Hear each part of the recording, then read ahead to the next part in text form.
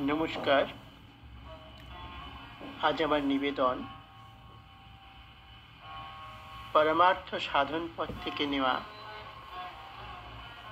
ভগবান শ্রীকৃষ্ণের কিছু বাণী গীতার জ্ঞান থেকে ভগবান অর্জুনকে প্রদান করেছিলেন, তারই বিশেষ কিছু বাণী। ওম ভগবতে বাসুদেবায় নমঃ। ভগবান শ্রীকৃষ্ণকে বলছেন, তরণের উপায় চরণে শরণ। অর্জুন দ্বিতীয় অধ্যায়ে ভগবানের শরণাগত হয়েছেন। শিষ্যস্তেহং সাধিমাং তাং প্রপন্নম।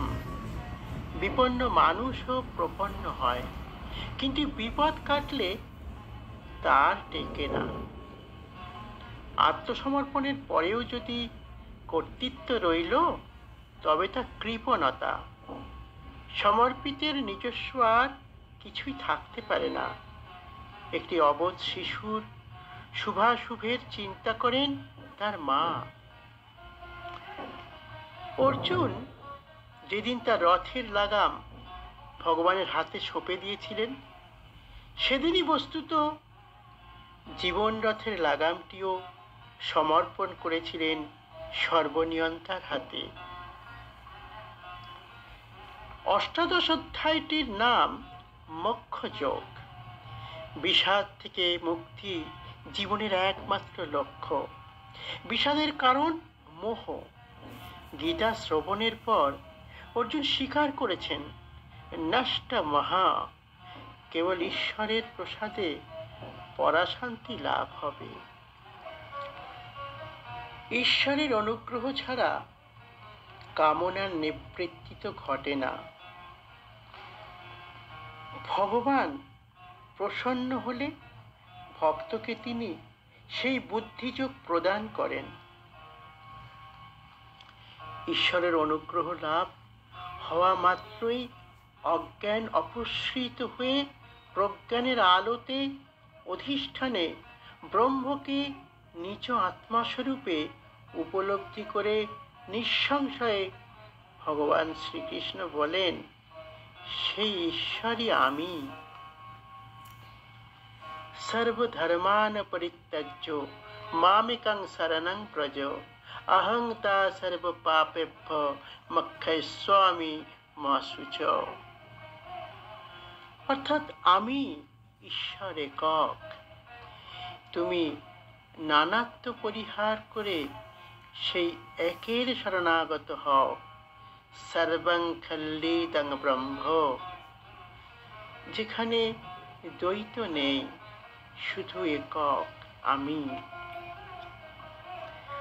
অহং তাহি সর্ব পাপেভ্য মোক্ষয়িষ্যামি, আমি তোমাকে সকল পাপ থেকে উদ্ধার করব। সূর্য যেমন রাত্রি থাকে না, তেমনি আত্মাতে অবিদ্যা থাকে না। অবিদ্যা বুদ্ধির উপরের আবরণ মাত্র।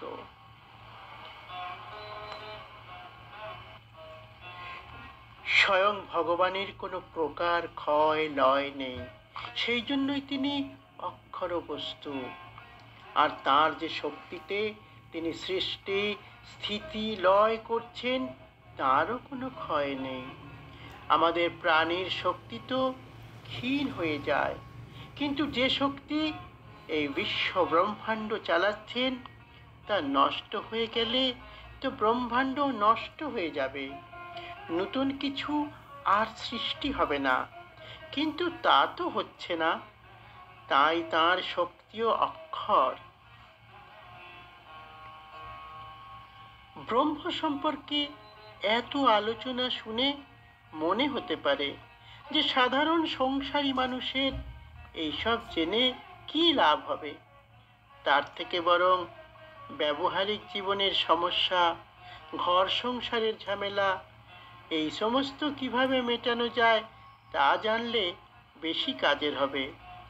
আমরা তো এই জাগতিক জীবন নিয়েই দিন কাটাচ্ছি, আর প্রতিনিয়ত তার নানাবিধ প্রতিকূল পরিস্থিতি ও সংকটের শিকার হচ্ছি। এর মধ্যে ব্রহ্মের স্থান কোথায়? কিন্তু শাস্ত্র বলেন, মহাপুরুষগণও উপদেশ করেন যে ব্রহ্মকে না জানলে আমাদের জাগতিক জীবনের সমস্যা কখনোই মিটবে না। ইন্দ্রিয়াদি যুক্ত শরীর, যাকে আমরা আমি ভেবে আঁকড়ে ধরে আছি, সেটি তো একদিন নষ্ট হয়ে যাবেই। কিন্তু এটি শেষ কথা নয়। সামনে আমরা যেটুকু চর্মচক্ষু দিয়ে দেখতে পাচ্ছি, সেটি চরম সত্য নয়। এর অন্তরালে আর এক পরম শাশ্বত সত্তা লুকিয়ে অবস্থান করছেন। সর্বক্ষণ ক্ষয়িষ্ণু নশ্বর পদার্থের মধ্যে থেকেও যার কোনো ক্ষয় নেই, নাশ নেই, সদা এক রূপ, তাকেই বলা হয়েছে অক্ষর ব্রহ্ম। তিনি আত্মা, আমাদের প্রত্যেকের নিজের স্বরূপ। তিনি স্বয়ং ভগবান পরমাত্মা স্বরূপের এক অংশ। হরে কৃষ্ণ, হরে কৃষ্ণ। ধন্যবাদ আপনাদের অমূল্য সময় ঈশ্বরীয় বাণী শোনার জন্য।